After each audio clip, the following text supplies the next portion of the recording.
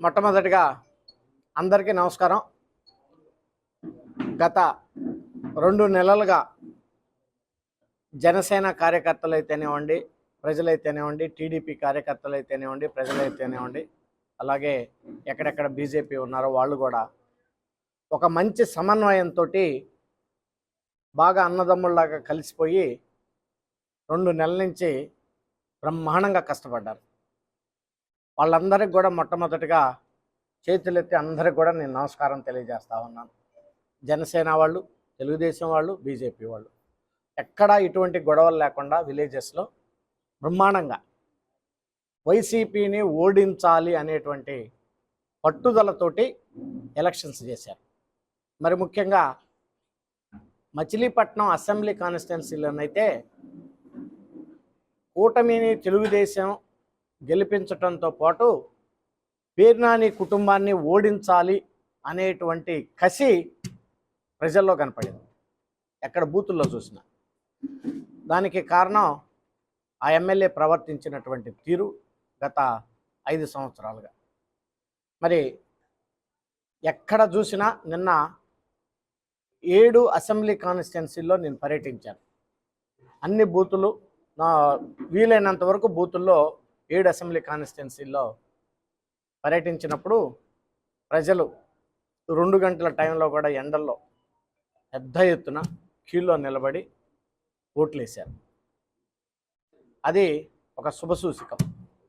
అదే రకంగా చాలామంది గ్రూపుల్లో మెసేజ్లు పెట్టారు, నాకు పర్సనల్గా పెట్టారు. సార్, నేను యూకే నుంచి వచ్చాను, 2 లక్షలు ఖర్చు అయింది, 1,50,000 ఖర్చు అయింది, అయినా ఓటు వేయటానికి వచ్చాను. యుఎస్ నుంచి వచ్చాను, దుబాయ్ నుంచి వచ్చాను, నేను జర్మనీ నుంచి వచ్చాను. ఈ రకంగా గత 4 ఎలక్షన్స్ నేను చూశాను. కానీ ఈ రకమైనటువంటి ఉత్సాహం, ఈ రకమైనటువంటి ప్రజల్లో ఒక కసి నాకు మొట్టమొదటిగా ఈ ఎలక్షన్లోనే కనపడింది. మరి వాళ్ళందరికీ కూడా నేను మనస్ఫూర్తిగా ధన్యవాదాలు తెలియజేస్తా ఉన్నాను. మరి ఈరోజు ఓటింగ్ యొక్క సరళి కూడా చూసినట్లయితే దాదాపు మచిలీపట్నం పార్లమెంట్లో రాష్ట్రంలోనే వన్ ఆఫ్ ద హైయెస్ట్, వేరే వాటితోటి ఎక్కడో 1-2 ఉన్నాయి, 83%, దాదాపు 83% యావరేజ్గా అన్ని అసెంబ్లీ కాన్స్టిట్యున్సీల్లో కవర్ అయింది. అది కూడా ఒక మంచి శుభసూచకం, ఓటింగ్ శాతం పెరగటం కూడా. కొన్ని కాన్స్టిట్యున్సీల్లో అయితే రాత్రి 10-11 దాకా కూడా ప్రజలు 6 గంటల లోపలికి వచ్చి టోకెన్లు తీసుకొని 10-11 దాకా కూడా, ఇంక్లూడింగ్ లేడీస్, పెద్దవాళ్ళు, వయసు పైబడినటువంటి వాళ్ళు, వీళ్ళందరూ కూడా ఓటింగ్కి వచ్చారు. అది కూడా ఒక శుభసూచకం అని చెప్పేసి కూడా ఈ సందర్భంగా మీ అందరికి కూడా మనం చేస్తూ ఉన్నాం. మరి ఇంత కష్టపడి ప్రజలు చెమట వచ్చి, ఎందుకంటే వాళ్ళ పడినటువంటి కష్టాన్ని ప్రజలు, జనం, ఎస్పెషల్గా కార్యకర్తలు, జనసేన వాళ్ళు అయితేనేవ్వండి, తెలుగుదేశం వాళ్ళు అయితేనేవ్వండి, అసలు వాళ్ళ పడినటువంటి కష్టం మాటల్లో చెప్పలేనటువంటిది. కొన్ని గ్రామాల్లో మేము ప్రచారాలకు వెళ్ళినప్పుడు వాళ్ళు స్వచ్ఛందంగా అన్ని పనులు మానుకొని రోడ్ల మీదకి వచ్చి తప్పెట్లతోటి విలేజ్ల్లోకి తీసుకుపోయేటువంటి ఆ ఉత్సాహం వాళ్ళల్లో చూస్తుంటే ఈ వైసీపీ ప్రభుత్వాన్ని గద్దె దించాలి ఎట్టి పరిస్థితుల్లో అనేటువంటిది అర్థమవుతా ఉంది. నామినేషన్స్ దగ్గర నుంచి డైలీ మేము చూస్తూనే ఉన్నాం. డే బై డే మరి గ్రాఫ్ పెరుగుతూనే ఉంది. నాకు తెలిసినంత వరకు, నాకున్న సమాచారం, దాదాపు అన్ని అసెంబ్లీ కాన్స్టిట్యున్సీలు, 7 అసెంబ్లీ కాన్స్టిట్యున్సీలు కూడా మనం గెలవబోతా ఉన్నాం. అవనిగడ్డ ఒక జనసేన, మిగిలినటువంటి 6 తెలుగుదేశం, అలాగే మచిలీపట్నం పార్లమెంటు జనసేన, 7 అసెంబ్లీలు ప్లస్ ఎంపీ పార్లమెంటు డెఫినెట్గా మనం విన్ అవుతున్నాం నాకున్నటువంటి సమాచారం ప్రకారం. సో ఇక ప్రజలు గురించి ఒక మాట చెప్పాలంటే, నిజంగా ఇంత ఎండల్లో మీరు చెమటోర్చి కష్టపడ్డారు.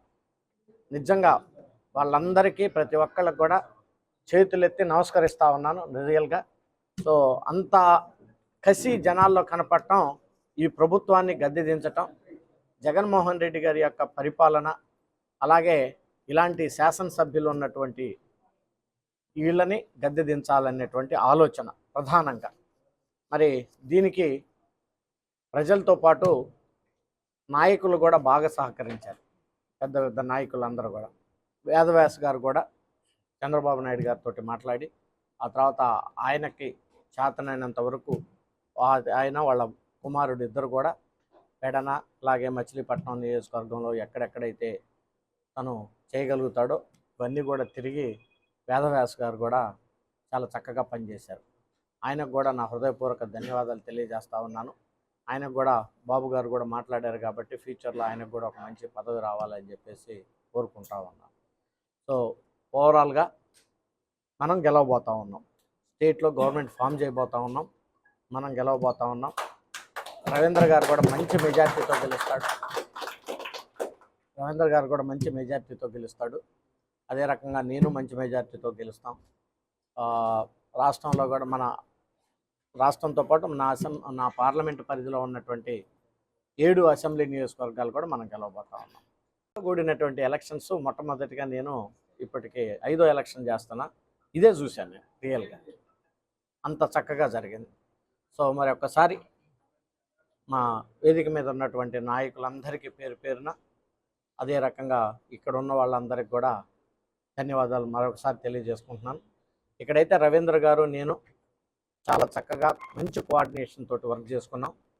మాకు ఎక్కడెక్కడ లోపాలు ఉన్నాయి అని అనుకుంటే అవన్నీ ఒక మంచి సోదర భావంతో కొనకల నారాయణ గారి యొక్క సూచనల మేరకు దాన్ని కూడా చక్కగా పనిచేసుకున్నాం. అదే రకంగా అన్ని కాన్స్టిట్యున్సీల్లో కూడా అదే రకంగా పనిచేసుకున్నాం. నారాయణ గారి బాయ్ కూడా సెట్ చేశారు చాలా చోట్ల కూడా. సో ఆ చేయాల్సినటువంటి పనులు చాలా ఉన్నాయి. తప్పకుండా నేను రవీంద్ర గారు కలిసి మనం ఏదైతే ఇంపార్టెంట్ ఇష్యూస్ ఉన్నాయో, నేను కూడా పేపర్లో యాడ్లు కూడా ఇచ్చాను. నా ప్రణాళిక మనం ఏం చేయాలనేటువంటిది కూడా, మంచినీళ్ళు సమస్య, పోర్టుకి సంబంధించినటువంటి ఇండస్ట్రీస్, ఇవన్నీ ఏవైతే ఉన్నాయో 1 by 1 మీ అందరి యొక్క సహకారంతో ధైర్యంగా వాటినన్నిటిని కూడా ముందుకు తీసుకెళ్తాననేటువంటి ధైర్యం కూడా నాకుంది. తప్పకుండా 1 by 1 ఒక 4 రోజులు అటో ఇటో కావచ్చు ఉన్నటువంటి పరిస్థితులతోటి అవన్నీ కంప్లీట్ చేయడానికి కూడా నేను డెఫినెట్గా కృషి చేస్తాను. మరి ఒక్కసారి రకంగా సహకరించినటువంటి మీడియా వాళ్ళందరికీ, ఎక్సెప్ట్ పోలీస్ డిపార్ట్మెంట్ కూడా కొంతమంది తప్పితే, ఆఫీసర్లు తప్పితే వాళ్ళు కూడా చక్కగా పనిచేశారు. పోలీస్ డిపార్ట్మెంట్ కూడా, అలాగే రెవెన్యూ డిపార్ట్మెంట్ కూడా చక్కగా సహకరించారు. అందరికీ, మీడియాకి, రెవెన్యూ డిపార్ట్మెంటు, ఆఫీసర్స్, పోలింగ్ అందరికి కూడా రాత్రి 11, 12 అయినా సరే పోలింగ్ ఆఫీసర్లు అందరూ కూడా చాలా ఓపికతోటి పనిచేశారు. అందరికి కూడా మరి ఒకసారి నా హృదయపూర్వక ధన్యవాదాలు తెలియజేసుకుంటూ, మరి డెఫినెట్గా గెలుపు మందే, మంచి పనులు చేసుకుందామని మీ అందరినీ కూడా తెలియజేస్తాను.